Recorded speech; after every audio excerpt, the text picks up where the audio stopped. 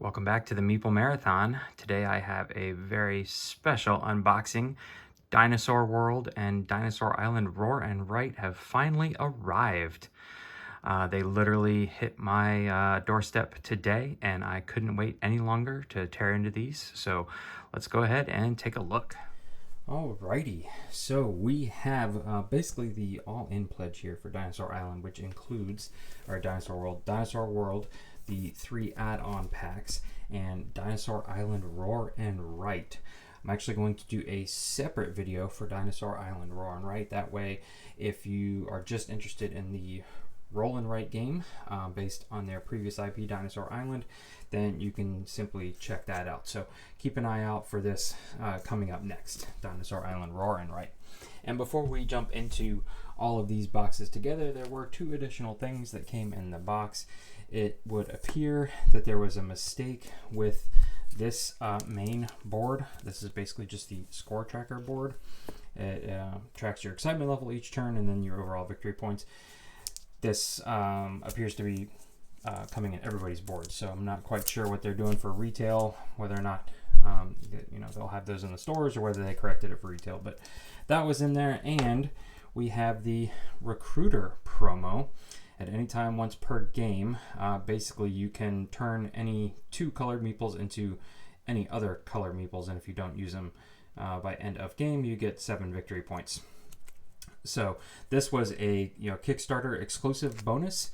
I'm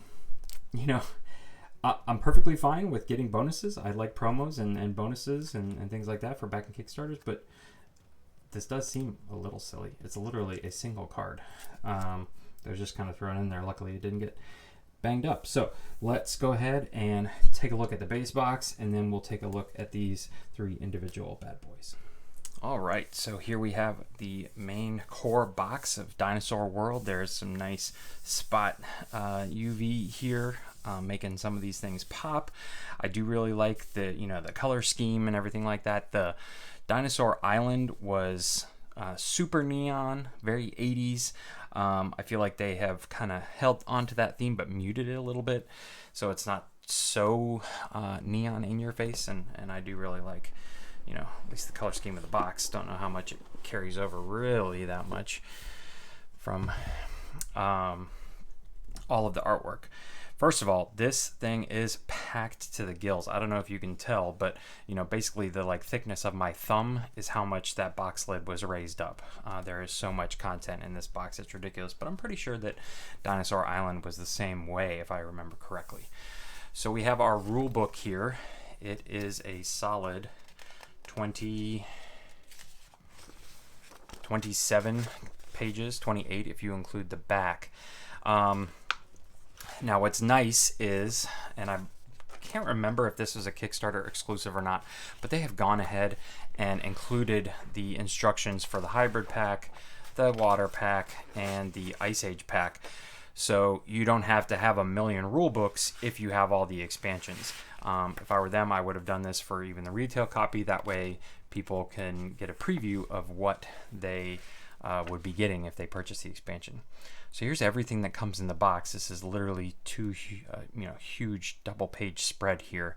Obviously, one of the most noticeable upgrades between this and Dinosaur Island is that they have uniquely shaped and screen-printed dinosaur meeples. So green for the herbivores, this orangish pink for the large carnivores, and purple for the small carnivores. Each one has a unique shape. Each one is screen-printed. Exactly what everybody was looking for when they were upgrading their version of Dinosaur Island. They were going to Etsy and things like that. Really fun Jeep meeples, uniquely shaped worker meeples, just a whole bunch of really fun stuff here. So, and then we have, I've looked through this rule book. This game is not difficult to pick up on, and the basic rules are quite straightforward. They do a great job of just blowing out huge pictures in this rule book to show you everything. Here's 4 pages just on setup, but it's all very colorful, lots of pictures, game objectives. This is, essentially a worker placement game, but there are the various phases, and it's very similar to viticulture That's the first one that comes up in my mind of how you save workers from phase to phase, from season to season. You could blow them all on the first phase, but you definitely don't want to do that. So here is just a little bit more from Pandasaurus Games, just some of their advertising and what they've got going on. Don't need to look at that. All right, so what we have on the top here are basically kind of the boards that sit out in front of everybody and hold the park tiles. Used to be they were very skinny rectangular ones. Now they're these large hexagonal tiles that kind of create this honeycomb shape. So this one is going to hold our dinosaur paddocks. You can see that they'll be shifting down and off as the game goes by, and also our DNA dice. So similar to the first one, there's those unique big chunky DNA dice. Yep, the backside is pretty much blank, but there is this kind of very muted picture in the background of what the island would look like. And this is going to be your special buildings. So these are going to be all like unique buildings. They're going to be stacked from A, B, and C so that you don't get a ridiculous building that's either too expensive or takes too many workers or things like that. Something you couldn't use or would be game breaking at the beginning. You're only going to get that at the end. So you can see you do need to spend a worker here to get the special buildings. You need to spend either 2 workers or a green worker here to get the dinosaur paddocks, and that's something we'll talk about here just briefly in the unboxing. But basically the color of your Meeple can do certain things better than others. For example, if you use a blue Meeple here when gathering DNA dice, you're going to get a little bonus. You could use any worker, but you want to use the blue worker.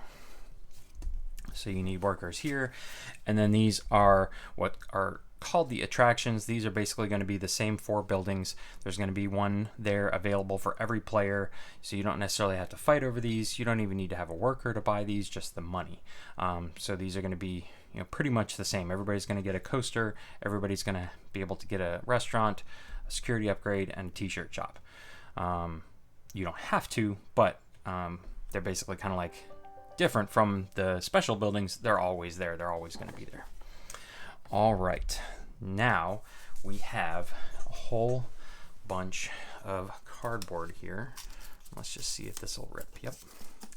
And let's just open up this present just like this. So this is essentially what you're seeing is the start of your park.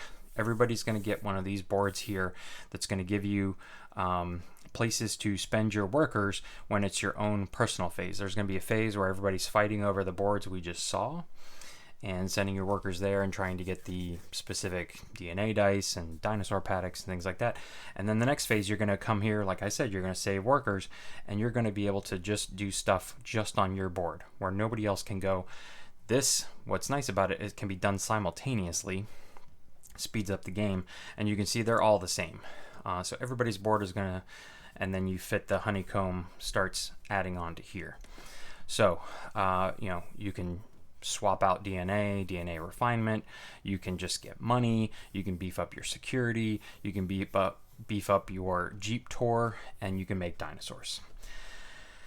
Other than that, a lot of other special tokens. Not 100% sure what this symbol means. This is new, but these are like to signify where you've taken your Jeep tour, what path, first player token, but we should have a special one somewhere in the box here for the Kickstarter.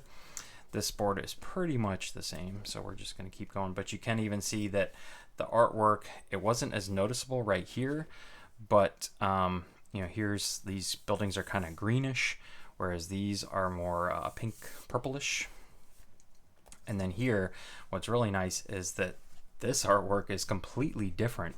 I feel like the rest of these got pretty close, but this one is uniquely different. I really like this one. But this one's kind of yellowish buildings, and then there's this one, which is interesting that they didn't make them all that uniquely different. All right, now we're starting to get into some of the unique tiles. These are all dinosaur paddocks. You're going to be spending DNA at the top and then additional DNA depending on how many you have created. Also, you get the excitement and the threat upgrades just like standard Dinosaur Island.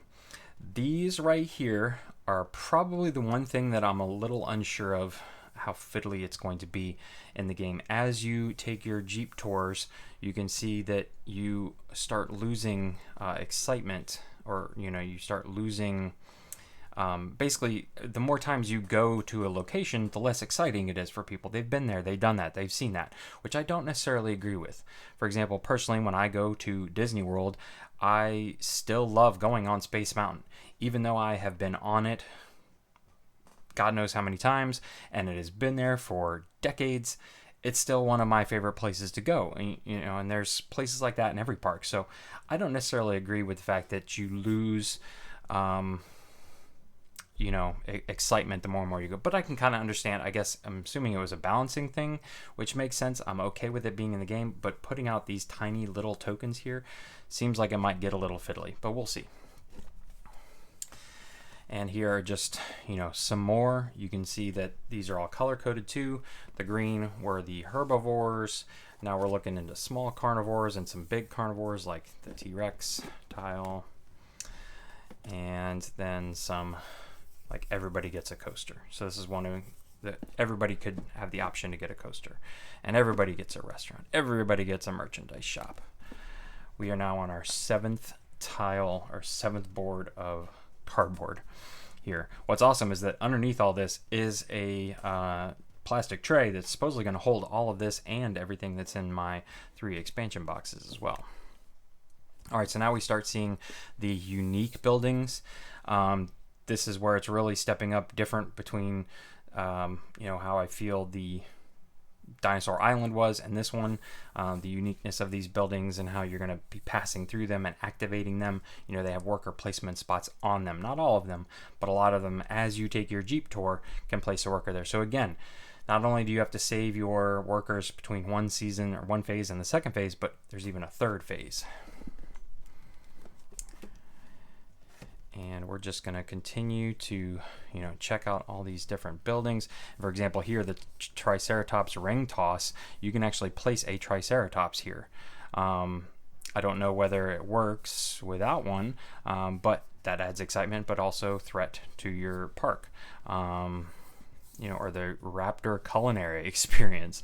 Not sure what you do there. Seems like it would make you sick. There's another photo booth. Okay, yeah, here's one of the fun ones, the T-Rex jet ski. There's 2 of those. There's like, here we just passed it. Casinos where you can, people can pay to roll dice, and it's a risk at what you're getting, but they pay you if you have the casino. Everybody starts with a welcome center, so this is where you always start your Jeeple tour and move from there. But it's also double-sided. You'll see that the welcome center eventually becomes the park entrance, which this is, we'll talk about that more in the how to play, but basically you're always starting at the left side of your park through the first half of the game, and the second half of the game they flip the script on you and you start from the right side of the park. So that does help with your excitement level and things like that. All right, so that is all of the tiles. We're not done technically with the cardboard yet, ladies and gentlemen. So here are your player boards. These, I'm not sure, but I'm pretty sure these are all exactly the same. Let's see. Yeah, there doesn't appear to be any difference in these. Okay, so the backs are different colored, but you're never looking at the backs. But these should look pretty familiar if you're familiar with Dinosaur Island. You're essentially tracking your DNA here, your regular DNA, your advanced DNA. This is your threat track and your security track. You want to keep your security track as equal to or higher than your threat track. And this is your Jeep tour track. So this is new, but this is like how far, how many spaces you can travel on your Jeep tour. And all of these obviously are how much it costs to increase up in those levels. It doesn't cost anything to increase threat. What's super nice is that these are double layered. Everything about them is double layered, so nothing's gonna get knocked around, shifted off, or anything like that. All right, so this is what they supposedly replaced. I'm curious as to what the difference is here. Let's see. Any difference over here? No. Excitement level 1, 2, 3, 4. I'm not even seeing where 1, 2, 3, 4, 5, 6, 7, 8, 9, 10, 11, 12, 13, 14. 1, 2, 3, 4, 5, 6, 7, 8, 10, 11, 21, 31, 41. Maybe it's because these were getting crunched, because mine does have a crack in it, so that's nice. Otherwise, they appear to be the same, but maybe they were determining, maybe that was the issue, that these were getting crunched in the box, and so they sent everybody a second one. Not sure. All right, so let's get into some of the fun stuff. Embroidered bag for your DNA dice. This is super nice. It's felty. It's embroidered. If you have the Kickstarter edition, it's super big. You know, easily get your hand in there. And let's take a look at those dice. Here are the dice. These are very similar to the Dinosaur Island dice, the amber colored. They're kind of see-through. You know, other than the fact that the colors are kind of muted to match the color scheme, they look very similar. There's going to be a few symbols that are missing because these are basically just DNA dice. There is no threat pips or anything like that on these.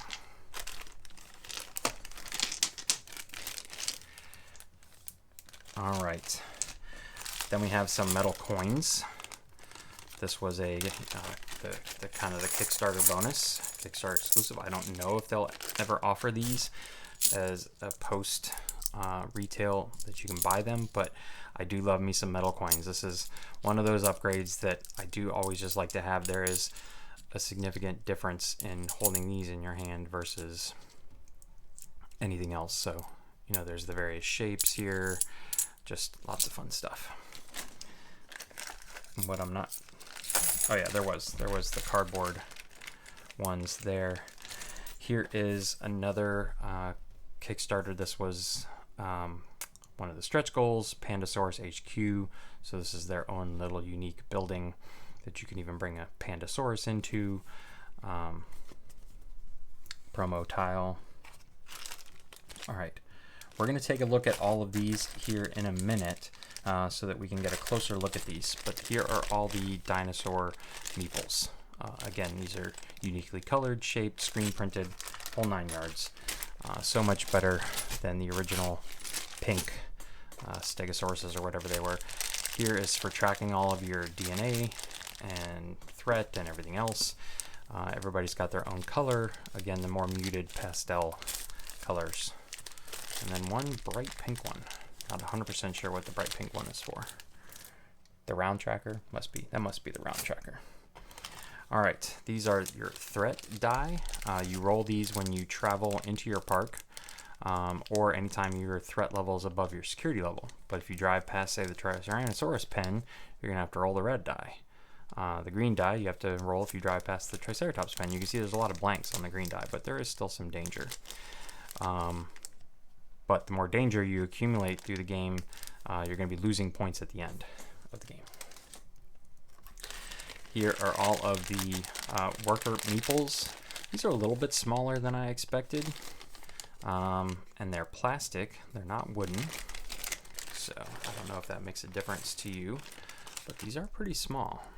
I didn't know they were going to be this small. But you can see they are all uniquely shaped. It's kind of hard to tell the difference in them. The white ones are basically basic meeples, but there is a unique shape. I would have liked for them to be a little bit bigger, so you could have noticed the difference in them. I guess there's always an expansion. All right, then we have some round summaries, public actions, things like that. We'll take a look at these, and we'll take a look at these when we move in a little closer. But here you can see, last thing I wanted to show off was the insert that hopefully is going to hold everything. Just curious. Nope, no secrets underneath. All right, let's try and get this back in without cracking it. And that is going to do it for the base game content. minus, let's take a look at the meeples and cards now. All right, so let's take a closer look at all the cards and all the meeples. Before we get to all this stuff, I was correct. These are basically just these larger cards, which is interesting because they are larger than say these cards here. These are basically just player reference cards. So everybody appears to get 2. You have endgame scoring on 1, round summary on the other. Then over here you have the public actions you can take. This is when everybody's fighting over the same stuff. And the private actions you can take. This is when you are working on your own board and everybody can work simultaneously. So that was pretty straightforward. All right, so we've got 4 other types of cards here. And let me just track down my one promo card here. All right, so we have objective cards. These are essentially they are ranked in order. So you can see there's A, there's a B, and there's a C. So they're even color coded.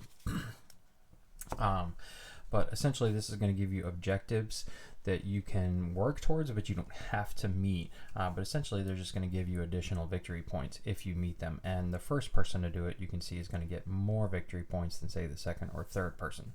This one is, for example, get 2 herbivores, 2 small carnivores, 2 large carnivores into your park.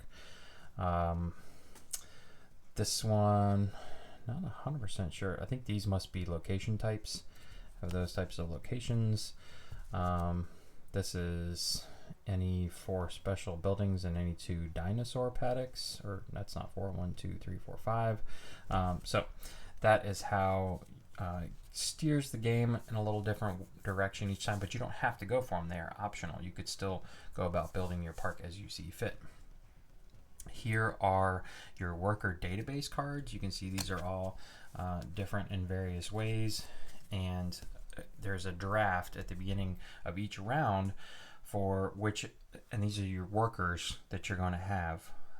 So this isn't like an engine builder where you are going to be determining how many, say, purple workers you have each round and yellow workers and green workers. You are literally drafting a different set of workers each round, and the draft always starts with whoever's behind, so it's a good catch-up mechanic. These are solo cards. So these are kind of dual purpose cards. On the bottom of each of them you can see we have various objectives that you're going to try and meet. For example, get to 15 security. Here's the victory points you're going to get if you get there, and if you get there by round 3 you're going to get an additional 4 victory points. But then when you flip these over, the cards that you're not using as objectives in your solo game, you're going to reveal these 1 per round. And this is basically just going to be removing stuff for you, mimicking a second player, taking certain tiles from you, certain DNA dice. The number is just that particular tile or die. This right here is unique to the solo game. So that represents dinosaurs escaping. So we'll talk more about that during our how to play video when we go over how to play solo. But this is another thing, the whole excitement level, wasn't sure how I felt about it, and this is the one thing about the solo rules I'm not 100% sure about. Having to like wrangle up your dinosaurs. It basically just, is going to be throwing you for a loop, and you don't necessarily have to wrangle up your dinosaurs, but you're going to get more death and things like that. Last but not least, you have some worker cards here, or some I forget what these guys are called. They're not workers, but basically unique people that you could possibly pick up throughout the game. Gives you places to put meeples. Like we said earlier, our recruiter was one of our unique people, our promo person here. But you can see basically you can put someone there. It's going to get you points. Not sure if these are like one-time use only, which is what the recruiter makes it seem like if you haven't used this. So we'll have to look more into that. But let's get all the cards out of the way here so we can start spreading out some Dino Meeples. So I want to make sure we get at least one of each type here. All right, so I think that's all the large carnivores. T-Rexes, Spinosaurus, Albertosaurus or Allosaurus. Maybe I was a huge Dino fan as a kid, but not so much anymore. A lot more herbivores here. And I think that might do it for the herbivores. Okay. And nope, there's one more in the bag here I'm seeing did not make its way out. There we go.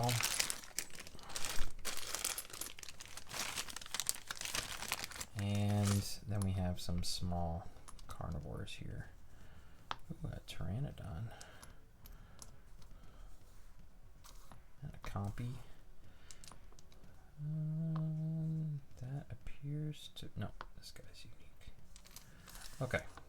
So there, I believe, is all the unique types of dinosaurs. These are smaller than what they were in Dinosaur Island. And again, these are a little bit smaller than I was thinking they were going to be. They're very lightweight plastic though, which is good for, you know, how much the box is going to weigh at the end of the game, or at the end of the day. But the details of the screen printing is nice. You can see they are double-sided. They all appear to be weighted appropriately. Even the flying pteranodon is going to sit up nicely. They all appear to like they're going to stand nicely. So I'm sure obviously they did some play testing of what size would be ideal. So again, I'm not a huge fan of the plastic, but the plastic will probably hold up better over time with the screen printing. They just don't feel as nice as wooden Meeples, but I think these are perfectly fine. All right, so that, oh no, I'm sorry, I almost forgot some of our Kickstarter exclusives here. Let me push these out of the way here. We have our first player token and a little Pandasaurus that can go into the Pandasaurus slot. And then you have your Jeeples, which one of the Kickstarter exclusives is that they are unique. You can see the design on them is unique, not just the color. So this coincides with the colors of the player boards and the tokens and everything else. So we can hold these up here. There you go. So there is the individual Jeeples. Again, just a fun little thing that makes the Kickstarter version unique from the standard version. And here's a close-up of the first player marker. The way they made this seem like it was going to be in the Kickstarter version, it was going to be this huge chunky thing. They've shrunk it down, which is probably for the best. And all of this stuff is made out of the same plastic here. All right, but it's nice lightweight plastic. It's not going to be too heavy.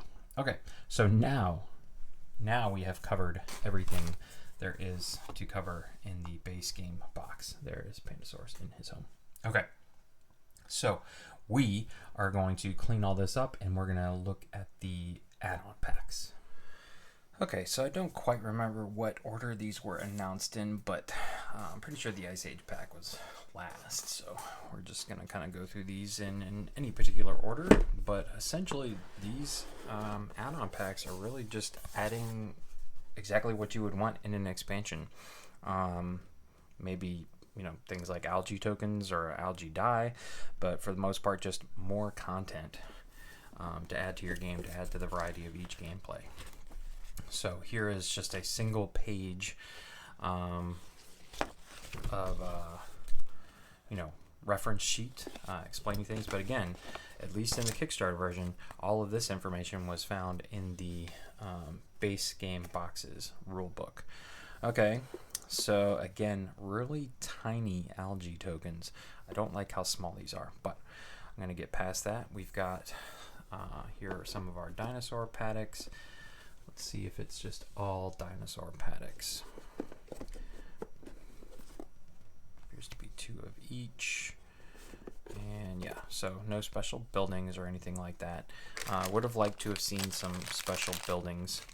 There's the algae die here. And that's it. You know, not a whole lot else in this box. And then just more dinosaur meeples, which of course is fun. So these are all like clear blue, which is really cool. Trying to think, do I have everybody here? Got you. Nope, don't have you. Little tiny one. Should have 6 total. 6 total unique ones here. Here's one. 1, 2, 3, 4, 5, 6. There we go. So that is all of the water meeples. And again, they all look cool, but they all sit flat too, which is nice. So, but I really do. I like the plastic on these. And something that I was realizing as I was putting away the base game box is that, you know, yes, wooden would feel really nice in your hand, but the plastic is nice and lightweight and can be screen printed easily. But these are by far and away so much better than the original Dinosaur Island meeples, which to me, I know at the time they felt really cool because they were unique shapes, but felt very not screen printed, 3D printed. I feel like anybody could print something like that nowadays. All right, let's now take a look at the hybrid pack. I'm assuming we're going to see more of the same. Again, not going to go into this, but one hybrid die, so looks like a big chunky die. Here are the dinosaurs in this one. This is an even smaller pamphlet. And looks like we are just going to have 6 new dinosaur paddocks here. And you can see these are like herbivores and carnivores, herbivores and small carnivores, and the big nasties, Velocodon and Dilophosaurus. Woo, that's a mouthful. All right, and we've got one hybrid die. So this is smaller, so this isn't like a DNA die. So I guess it either gives you excitement or security.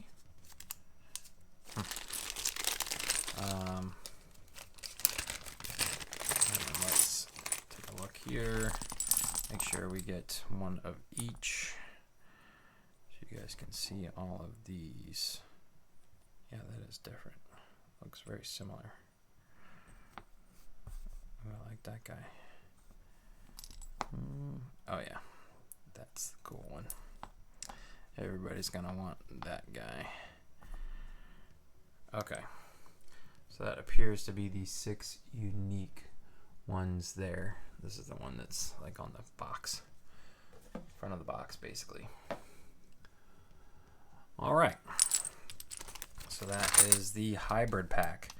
So yeah, and I'm guessing the Ice Age pack is pretty much going to be the same thing. So that's really the only thing that I feel like I would have liked to have seen in these little add-on packs was like 2 special buildings in each pack. You know, give me, instead of just 3 sheets, 6 dinosaur paddocks, give me 4 sheets, give me 2 more unique buildings. That would have been nice. That would have been a nice touch. All right, last but not least, we have the Ice Age pack. Again, just a single page basically. Arctic squirrel, cave bear, megala, that's cool. Mammoth, saber-toothed tiger, giant sloth, cave bear, saber-toothed tiger. I would have thought saber-toothed tiger would have been one of the, I guess they're going off of size though. So the mammoth and the megala, whatever, mega moose. Okay, and unique die. This one's got the little pip on it. Threat pip, similar to the original Dinosaur Island dice. And let's make sure we have, and these are like clear plastic, which is cool. So I do really like these add-on packs, don't get me wrong. I just wish that there was a little bit more. Oh man, these squirrels are tiny. Hope we do not lose one of these. What am I missing here? Cave bear and a cave bear. So there you go, ladies and gentlemen. I do like the clear Ice Age. This guy is just tiny compared to some of these other ones. The giant sloth is not very giant either. But there you go. Yeah, the only thing I would have liked to have seen out of these little expansions was some more special buildings. A few more unique buildings. If each box had given me 2 unique buildings, that would have been 6 more. That would have been really nice. So, Pandasaurus Games, when we come out with the Totally Liquid Dinosaur World expansion, keep that in mind. I want to see more unique buildings. We've got plenty of dinosaurs here. All right, ladies and gentlemen, that is going to do it for Dinosaur World. Actually, let me show you guys what this all looks like put back in the box. All right, so this is as far as I got with punching out and storing the game, because we have already run into some problems here with their storage solution. So first of all, what I have in here right now is all of the content, including the expansions, which supposedly it's supposed to work with all the expansions. And I just left these in the baggies for right now because I'm not 100% sure whether this is just going to work, and I didn't want to start dumping.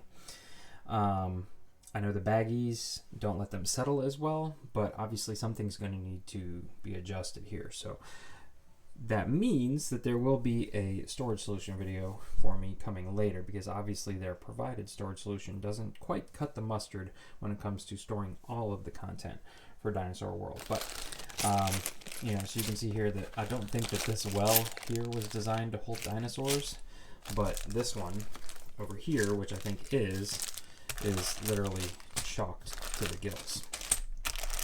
So, and again, things will probably lay more flat if I take them out of the baggies, but also then you just have this giant well of dinosaurs that you're having to just like pull everything out of, and you know, it's almost like you're going to just open up the box and dump it, and we do not want that. So then we have here, you know, the player markers and the Meeples, and then the DNA dice, which fit in there for the most part. That's why I thought that those were designed just for that. There's actually one more DNA die than is perfect, but I'm guessing that they're going to go in there. Then you have all of the tiles. Now, at first, when I first started putting everything in here, I thought, oh, you know, it does work. You know, it's raised up on this side so that they're not gonna, the tiles aren't gonna go there, and you can see the way everything's cut out here. See, there's metal coins which were sticking out too much, and Meeples. There's 2 small little wells over here. Ideally these sit just like that, nice and flat. Keep these from sliding around now. So as far as the tiles are concerned, the game tiles, cardboard, everything does fit in there nicely. I like how, you know, this all sits in there. The problem is that they just then have these 1, 2, 3, and then 2 smaller ones, large wells, and there's a whole bunch more components. Not to mention, I haven't even gotten around to punching all of this stuff out yet. So all of this cardboard, now I know technically I don't need this, and that's probably what's going to need to happen. For example, I'll probably punch out and save somewhere else the cardboard money since I've got the metal money. But again, you saw, even if I get all the dinosaurs in here, all my money in here, all my dice in here, all my worker Meeples in here, then everything else just ends up in here. Again, I don't want to just have to be digging in and pulling out a handful of stuff and dumping it on the table. So this is going to need some work. Keep an eye out for that coming up in another video. But coming up in the next video, I can definitely tell you, is going to be Dinosaur Island Roar and Write. If you enjoyed this video, please consider giving it a thumbs up. And if you'd like to see more videos like this in the future, please consider subscribing to the channel. Once again, thanks for watching. Have a great day.